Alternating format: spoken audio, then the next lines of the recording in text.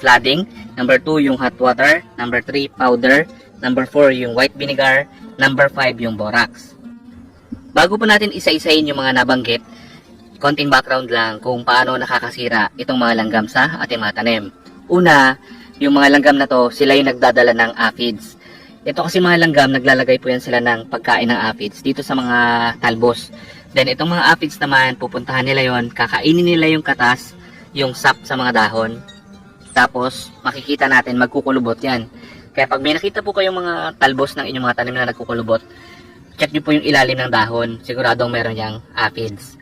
Then itong mga aphids na to, habang kumakain sila, nagpo-produce sila ng honeydew na pagkain naman ng langgam. So nagkakaroon sila ng symbiotic relationship, nagtutulungan silang dalawa. Habang kumakain po itong mga aphids dyan sa mga dahon, itong mga langgam nagsisilbing protector. Kasi may mga predator yung aphids na isang insekto, yung mga ladybug, kinakain nila yung mga aphids. Itong mga langgam, sila yung nagpoprotekta para hindi sila makain ng mga insekto. Maliban po sa langgam at aphids, may ginagawa pa itong mga langgam sa ating mga tanim. Nagbabahay sila sa ilalim ng lupa. Ang tinitirhan po nila madalas, yung mga lupa na naka-elevate, yung matataas, yung mga nasa container, kasi ayaw po nilang malubog sa tubig yung kanilang colony. Kaya pinipili po nila yung mga hindi bahain na lupa. Kaya po madalas nakikita natin yung mga bahay ng mga langgam malapit po sa ating mga tanim. Kasi ito pong mga langgam na to, gumagawa sila ng tunnel sa ilalim po ng lupa. Para hindi mag-collapse yung lupa na yan, yung ugat po ng tanim, yan yung nag-hold doon sa kanilang structure, sa ginawa nilang mga tunnel. So parang tumulong pa yung halaman para tumibay yung kanilang mga bahay. Tapos yung mga butas na yan, yung mga tunnel doon sa ilalim ng lupa, pinamamahayan po yan ng mga fungus. Tapos yung mga langgam, yan po yung minimina nila, yung mga fungus na nandun sa mga tunnel na yon. Then dahil po may mga fungus yun, affected na yung ating mga tanim. Kaya makikita natin dahan-dahan nang nagkakasakit, dahan-dahan nang naninilaw yung mga dahon, na lalagas yung mga dahon, natutuyo na yung mga katawan ng mga sanga. So dahan-dahan pong nasisira yung ating tanim dahil po dun sa mga fungus na bahay ng mga langgam. Marami pong klase ng langgam. Yung ibang langgam, tulad ng nabanggit natin, mga destructive po yun sa ating mga halaman. May mga langgam din po na nakakatulong para mapaganda yung ating mga tanim kasi sila po yung nakakapagpalipat ng mga pollen para mabuo yung mga bunga. Tulad po dito sa sitaw natin, wala naman akong nakitang mga aphids pero may mga langgam doon sa puno. So far wala namang problema yung ating tanim. Okay lang, hinahayaan ko lang po yung mga langgam na yan. Pero kung nakita ko na payat yung tanim, tapos may mga kulubot na sa mga talbos, may mga aphids, saka ko po siya ginagawa ng paraan para maalis tong mga langgam na to. Tip number 1 ay flooding. So hahanapin natin yung source ng mga langgam. Kung may nakita po kayong bahay doon sa container na pinagtaniman natin or sa lupa, ang gagawin natin dyan, ipa-flood natin.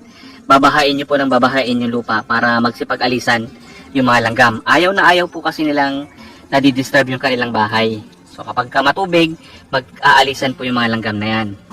Tip number 2, bubuhusan po natin ng mainit na tubig yung kanilang mga bahay. Pero ito hindi siya effective kung merong mga tanim na malapit dun sa bahay ng langgam kasi mamamatay yung ating mga tanim. Tip number 3, pwede tayong mag-apply ng mga powder. Itong mga powder na to madali makita sa ating mga bahay. Pwede tayong mag-apply ng paminta. Ibudbud nyo po sa inyong tanim or paikot dun sa puno para hindi lapitan ng mga langgam. Ayaw na ayaw po kasi nila yung amoy ng paminta. Kung meron po kayong mga chili powder, ayan, pulbos din na sili, mas maganda, pwede rin natin yan ibudbud dun sa lupa kung saan may mga langgam or i-spray natin sa mga dahon para mag-alisan yung mga langgam. Then yung isa pang powder na nakita namin, ito medyo magastos lang, yung cinnamon powder, pwede rin natin yung gamitin, ibudbud lang natin sa lupa, paikot dun sa puno para hindi rin puntahan ng mga langgam. Tip number 4, gagamit po tayo ng white vinegar at saka dishwashing liquid. 100 ml ng white vinegar, tapos 5 to 10 drops ng dishwashing liquid. Paghahaluin natin, tapos ilalagay natin sa sprayer, then i-spray natin sa mga langgam. Ito po, automatic, mamamatay yung mga langgam. Pero hindi natin siya pwedeng i-spray kung nasa tanim kasi matapang po yung solution na to, pwedeng malanta yung mga dahon. Magtitimpla lang po tayo. Ito maliit lang yung aking sprayer, kaya tatansyahin ko na lang yung mga ingredients. Lagyan natin ng dishwashing liquid. Ang maganda po dito sa suka, ayaw na ayaw po ng mga langgam itong amoy ng suka. Tapos yung suka na yan, nakakatulong para sirain niya yung trail mark. Kung mapapansin nyo po yung mga langgam, pag naglalakad sila sunod-sunod, linya-linya. Yung mga naunang langgam, iiwan po siya ng scent para sundan din ng ibang langgam. Kung mai-sprayan natin yon, masisira po yung kanyang trail mark. Hindi na sila makakapunta dun sa kanilang pinupuntahan. Okay, then, ipaghalo lang natin yung ingredients na dalawa. Then, ready to spray na siya.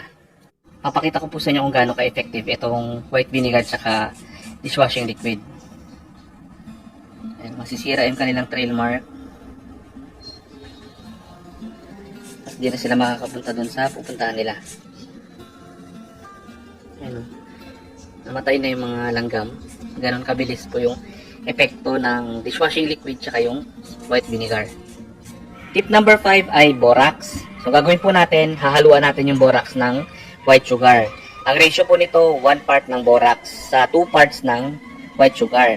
Kung 1 teaspoon yung ginamit natin na borax, dapat 2 teaspoon din ng asukal. Then tutunawin po natin siya para maging malapot yung kanyang consistency. Yung borax po, ginagamit siya for cleaning purposes. Ingredients din siya sa paggawa ng mga sabon. Nakakabili po tayo nito sa online. Yung borax ay sodium tetraborate. Paano nakakatulong ito sa pagpuksa ng mga langgam? So dahil nilagyan natin siya ng asukal, ang tendency po niyan, pupuntahan siya ng mga langgam. Then madadala ng mga langgam na to yung mixture natin na may borax pauwi dun sa kanilang colony. Then mahahawa yung ibang langgam, lalo na po yung kanilang queen. So pagka namatay yung kanilang queen, hindi na po makakaproduce ng egg, mauubos at mauubos yung kanilang colony. Ganyan po ka-effective itong borax trap. Kung gagawa po kayo nito for your protection, gumamit po tayo ng gloves tsaka ng mask. Kung wala po kayong mabiling borax sa inyong lugar, ano yung pwede natin i-substitute sa borax? Pwede kayong gumamit ng baking soda. Yung baking soda po ay sodium bicarbonate. Ang ratio po nito, ganoon din, 1:2. 1 teaspoon ng baking soda sa 2 teaspoon ng sugar. So, ano naman yung magagawa ng baking soda sa mga langgam? Yung baking soda, dahan-dahan niya pong kakainin yung exoskeletal na mga langgam, kaya mamamatay din po yung mga langgam na makakakain ng ginawa nating mixture. Kung sa tingin niyo po nakatulong yung information na to, i-like niyo naman. Sana po tulungan niyo rin kami i-share yung mga information para makatulong po tayo sa iba. Maraming salamat po. Happy farming!